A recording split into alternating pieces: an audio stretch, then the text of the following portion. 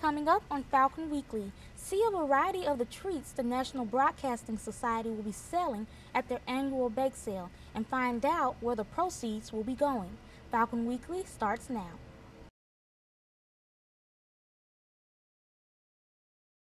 NBS, also known as the National Broadcasting Society, hosted their annual bake sale on Monday.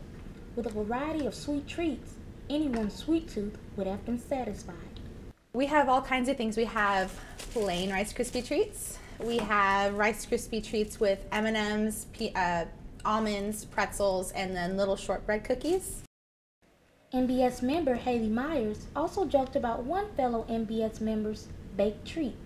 We have Turnbow cookies, and I honestly have no idea what's in them, the Turnbow cookies. So, though this event had a great turnout, it didn't begin that way.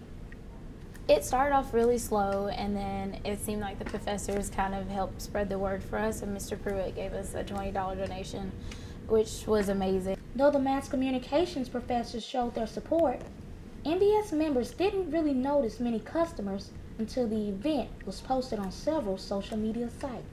Some of us shared it on Facebook and Instagram. A lot more people started to come. Every baked good at this event was very inexpensive. Everything is $1 except the small little brownies, which we're selling 3 for $1. The National Broadcasting Society is an organization within the Mass Communications Department.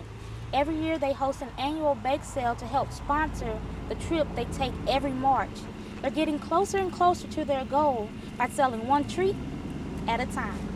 NBS member Haley Myers hopes this bake sale will finance the trip.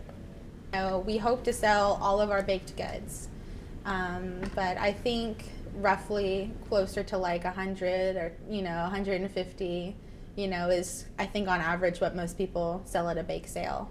Reporting for Falcon Weekly, I'm Ashley Johnson.